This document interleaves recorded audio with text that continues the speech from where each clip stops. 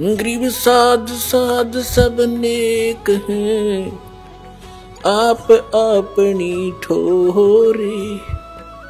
जो सतलोक ले जाएंगे वो साधु कोई और।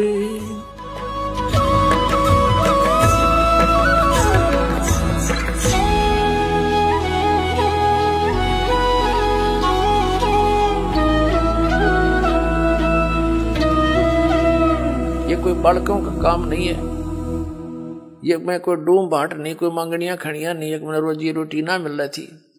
इस दास ने इस परमात्मा के प्रोसेस को, इसके सारे ज्ञान को बहुत गहराई से समझा है और तब इसके ऊपर कदम रखा है। और कितने संघर्ष के बाद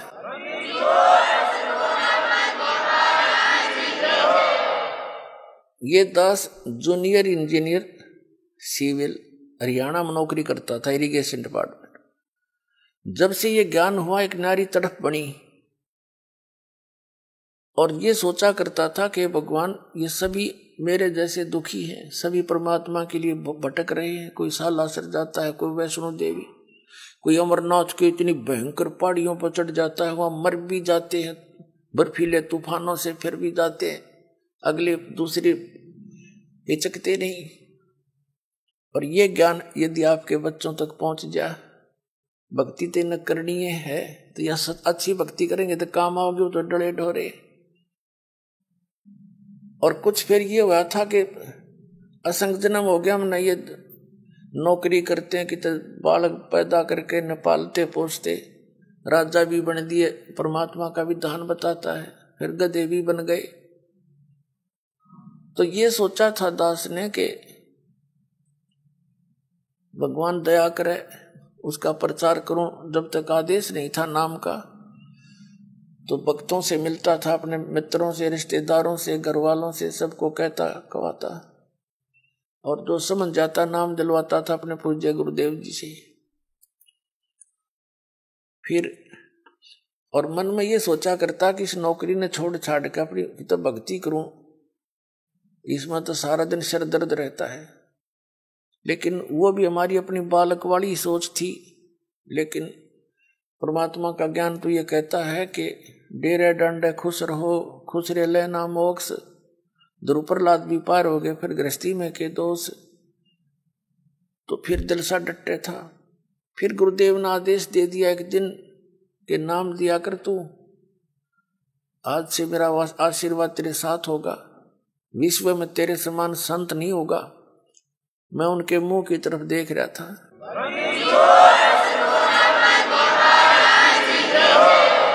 क्योंकि अपनी औकात से जीव खूब परिचित होता है, मानने चाहे ना माने। मुझे अपनी सतीथि का पता था कि जितना वजन इन्होंने दास पर रख दिया इस योग्य नहीं है। फिर भी मेर है उनकी, गुरु मेर करें तो कागज हंस बना दे। तो उन्होंने कहा तेरे साथ रहूंगा, चिंता मत करना। और आज से सभी जितने उनके शिष्य थे सबसे कह दिया था कि आज के बाद मैं तुम्हारा गुरु नहीं हूं, आज से दोबारा इससे उपदेश ले लो और इसको गुरु बनाओ, इससे तुम्हारा मोक्ष होगा। अब यह बात भी नहीं हमारे गले उतरे थी कि उन तो मौज है उनकी।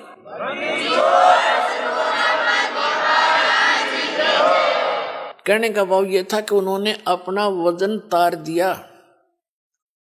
क्यों? उन परमात्मा के हंस थे वो खास, और सुनियोजित तरीके से इस बिचली पीढ़ी तक ये मूल धन लाना था हमने।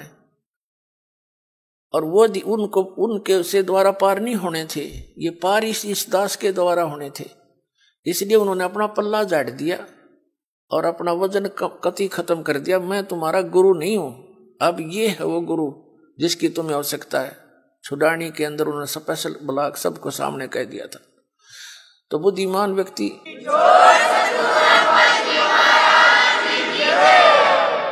तो पहले तो यूं था भी चलो परमात्मा का भी दान है, भक्ति भी करेंगे, अपने बच्चा में भी रहेंगे। फिर मन में उमंग उठी कि भगवान ही बाप के गुण गाऊंगा, आदेश दे दिया नौकरी भी छोड़ दूंगा। क्यों? एक का काम होगा, नौकरी भगवान की सच्ची सरकार की कर ले चाहे नकली की कर ले, एक का बनेगी, इतना वजन हो पीछे। तो फिर ये पाठ सत्संग की अधिकता होगी। सन 1995 में दास ने सर्विस त्याग दी और खुशी मनाई थी कि वहां चलो असंग जन्म का झंझट था, इब निमट गया, अपना भक्ति करूंगा, अच्छे भगत मिलेंगे, सबसे प्यार तरह करेंगे, ज्ञान सुनाया करूंगा। अब मैंने सोचा था कि अब मैं चैन से रहूंगा। अब इसमें देखा इस जितना झंझट कितना पाया कोई ना। साची को कबीर साहब कहे हैं, साची को और मारना है, भला करूं और बुरा बतावें। वो नए सिरे तो और संघर्ष शुरू हो गया। जिस भी गांव नगर में हमने जाकर सत्संग किए, 2-3 दिन एक घर में पाठ करके हम सत्संग सुनाया करते थे, तो उस नगर के जो वो नकली संत 1-1, 2-2, 10-10, 20-20 सब गांव में बैठे हैं।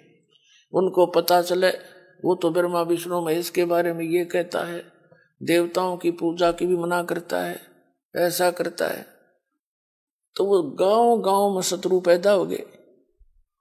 हम नहीं उनको कुछ शत्रु मानते थे, लेकिन वो रोजी रोटी वाले हमें मानने लगे।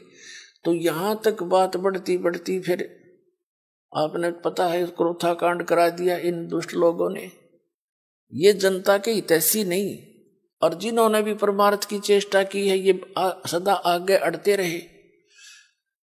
जैसे ईसा मसीह जी ने सच्चाई कहने की चेष्टा की थी, करस करवा दिया इन दुष्ट लोगों ने। कबीर परमेश्वर जी ने सच्चाई की ढोल के डंके पे इन्होंने वो दुख दिए इन नकली गुरुओं ने।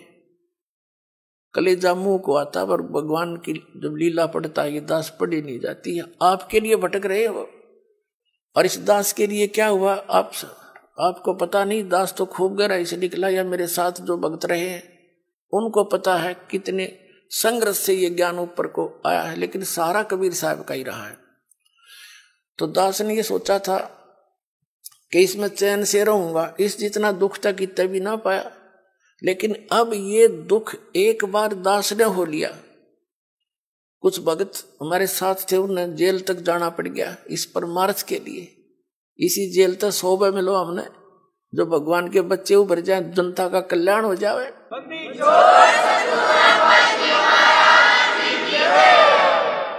तो उस दिन से लेकर आज तक वो संघर्ष जारी है।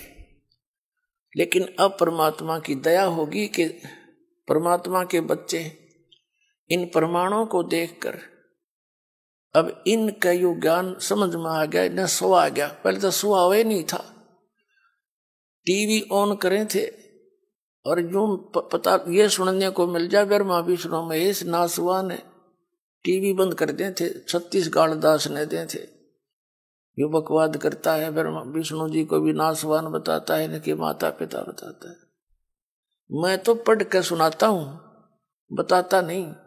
इनका इतिहास लिखा हुआ है, और वो तुम्हें पढ़ने को, आप जी को मिला नहीं पढ़ने को, आप समझ नहीं सके। दास तो समझ आ रहा है कि ये लिखा है इनके इतिहास में, तो अब मान गए।